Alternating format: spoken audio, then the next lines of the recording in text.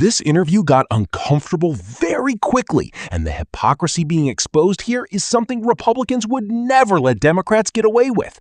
Before we break it all down, make sure you subscribe and drop a comment telling me where you're watching from and what you think about this exchange. CNN's Kaitlan Collins just cornered one of Donald Trump's most loyal MAGA defenders, Congressman Jim Jordan, and exposed the massive hypocrisy behind Trump's economic messaging and his escalating conflict with Iran. During the tense exchange, Collins repeatedly pressed Jordan on one simple question: why did Republicans spend years claiming high gas prices under Joe Biden meant America was collapsing, but are now telling Americans to relax as prices rise again under Donald Trump because of the Iran conflict? And Jordan never gave a real answer. Instead, he twisted himself into knots trying to explain why gas prices mattered under Biden, but supposedly don't matter now because this time it's for the right reason. Collins even confronted him with his own past comments attacking Democrats over fuel prices while forcing him to defend Trump, openly saying he doesn't think about Americans' financial situation when it comes to Iran. And that quote is politically devastating. Because if Barack Obama or Joe Biden had ever said they didn't care about Americans' financial struggles, Republicans would still be running campaign ads about it years later. But now, MAGA wants Americans to ignore rising costs, economic anxiety, and the possibility of another endless Middle East conflict simply because Trump says it's necessary. And ultimately, this interview exposed something much bigger than one bad media appearance. It exposed how quickly Republican outrage disappears the moment Donald Trump is the one responsible for the pain Americans are feeling. The only thing that matters when I'm talking about Iran, they can't have a nuclear weapon. I don't think about Americans' financial situation. I don't think about anybody. I think about one thing. We cannot let Iran have a nuclear weapon. That's all. Even if you agree with the war, and you clearly do, is he not minimizing what Americans are feeling because of the war? But as the president is preparing to return to the United States following his final meeting with the Chinese leader, he's going to be returning to some of the same questions that many of his Republican colleagues have been facing. Look, this is not going to last forever, and gas prices are going to go back down. The gas price situation is tough, but I don't think that's going to be resolved in the next few weeks. The fact of the matter is everybody relax. Fuel prices will go down. Iran's going to end very, very soon. My first source tonight is the chairman of the House Judiciary Committee, Republican Congressman Jim Jordan of Ohio. And thank you, sir, for being here. You heard the questions that your colleagues have been facing on this. I'm sure you faced some of them from the Capitol Hill press corps. You were critical when gas was $3.07 when President Biden was in office. If you thought that was bad, what is $4.53? Well, we all want gas prices to go down, Kaitlan, but we also are concerned about Iran and this regime that's done so much evil and harm around the world to Americans, to Israelis, to other people, to their own people, for goodness sakes, for 47 years. You can't have that regime getting a nuclear weapon. The president's been clear about that. Secretary of State Rubio's been clear about that. So the president is concerned about the long-term safety of this great country and the citizens who live here. That's what he's focused on. And when you're focused on that, you cannot allow Iran to have a nuclear weapon. That is the fundamental objective here. And yeah, we want the gas prices to come down, but we don't want this country, this regime, having nuclear capability. So is the argument that if gas prices are high, it's okay as long as it's for the right reason, in your view? No, the argument is, how is that good for America, for Israel, for the world? How is that good for anyone if this regime, understand how bad they are, Kaitlan. In Iran, wrestling is a big sport. They took this 19-year-old junior champion, one of their star up-and-coming athletes, and because he had protested against the regime, this evil regime that's done all this bad stuff, they hung this guy publicly. That's how bad they are. I think the American people understand, we don't want that regime. The President Trump has been clear, we're not going to let that regime get a nuclear weapon. So yeah, we want gas prices to come down, but we also don't want this evil country and the leadership there to have nuclear capabilities, as I said before. This is what you said in 2022 when gas prices in your home state of Ohio were actually a little bit lower than they are today. These elites who live here in Washington don't seem to get the fact that folks in like West Central Ohio, North Central Ohio that I get to represent, where you make things, grow things, move things, $5 gas kills the economy. I mean, what happens to the economy if we hit $5 a gallon now? Well, it's not good. We'd like it to come down. But, we're also seeing some good signs. In the month of April, we have 115,000 job growth in the economy. There's some good signs out there. We all want prices to come down. We all want things to be more affordable, particularly for young couples who are buying that first home, got a young family. We all want that to happen.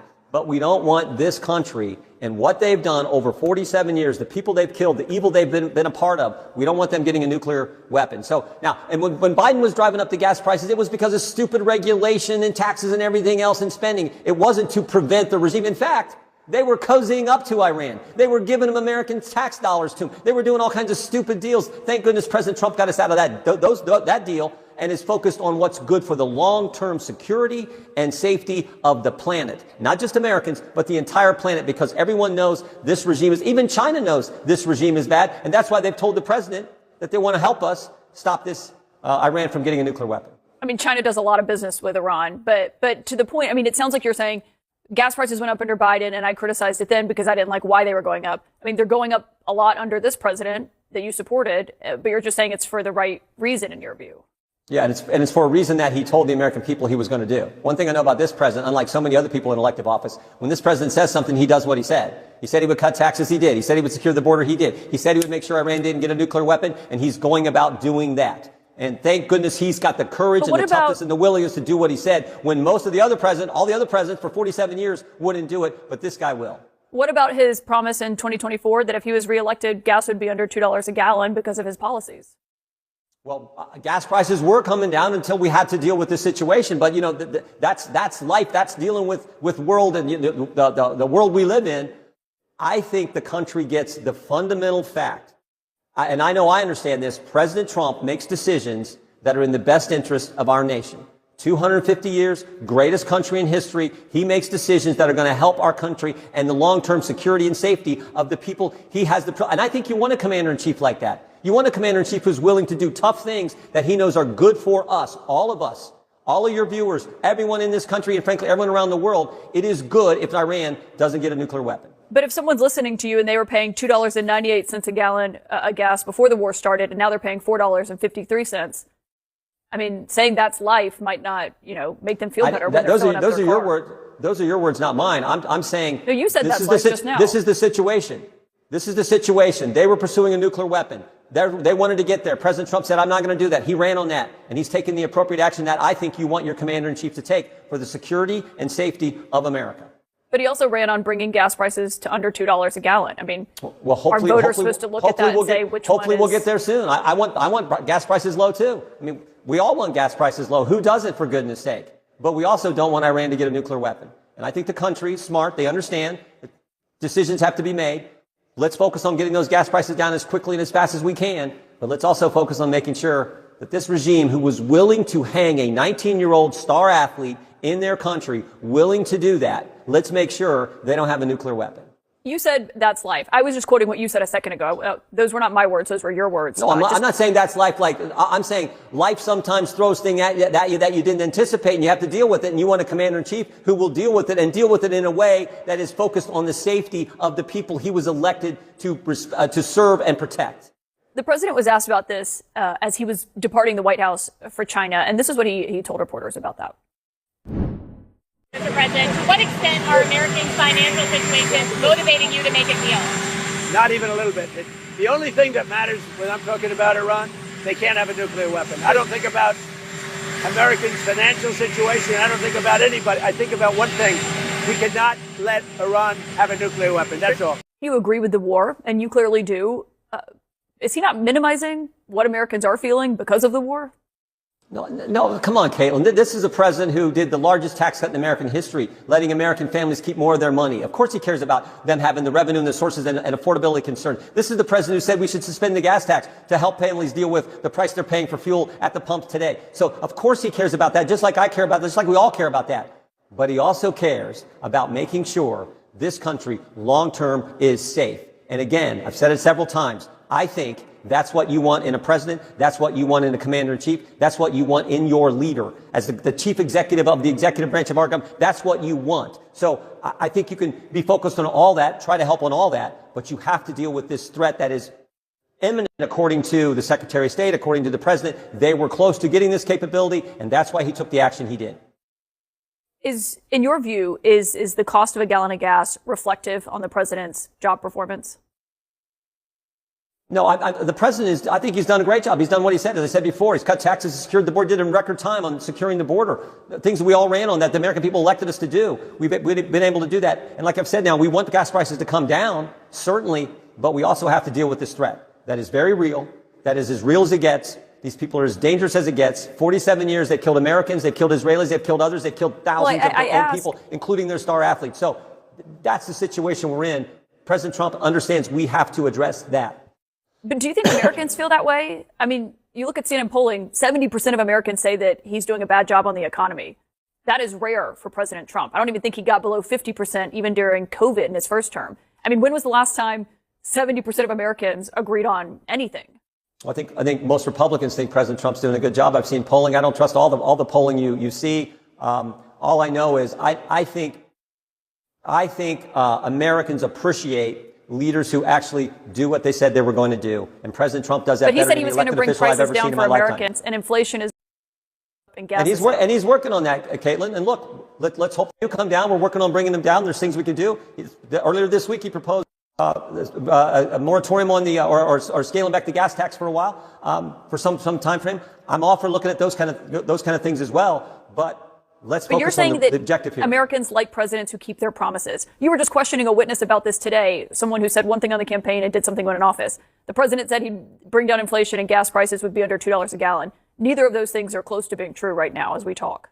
Well, his term's not up. He's going to keep working on that, and hopefully we'll have him down before the midterm. But I don't think he said, I'll do it by the end of my term. He said on day one, in the first 6 months. Well, when they come down, we'll come back down. We'll come back. When prices come, we'll come back and talk about it. But the focus right now is making sure this regime doesn't have the capability to do the evil that you could do with a nuclear weapon. So that's what he's trying to prevent. That's what he's going to stop, and that's what he told us he was going to do. What made this exchange so damaging for Republicans wasn't just that Jim Jordan struggled to defend Donald Trump. It's that the entire MAGA argument completely collapsed once Kaitlan Collins forced Republicans to live by the exact same standards they used against Democrats.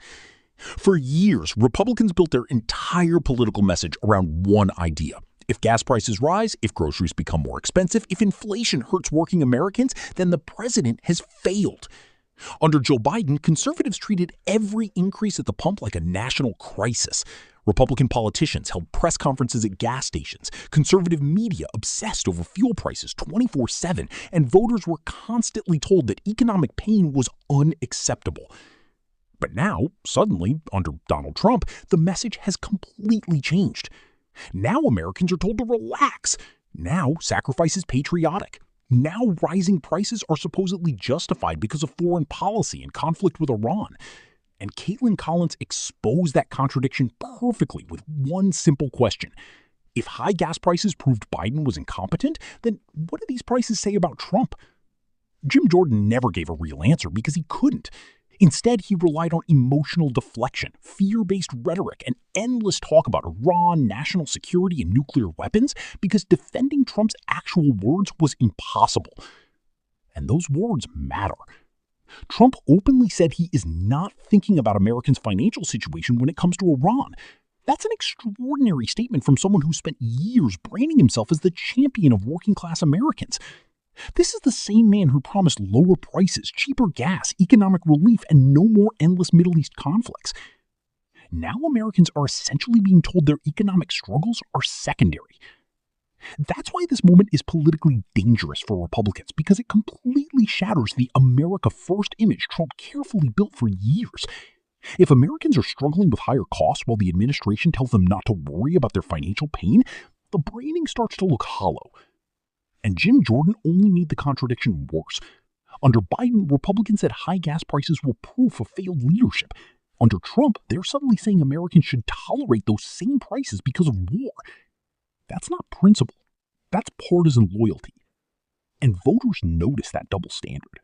A lot of Americans are already exhausted after years of inflation, instability, and financial pressure. They don't care about political spin. They care about rent, groceries, childcare, healthcare, and fuel costs. None of Jordan's speeches about toughness or strength help families struggling to get by.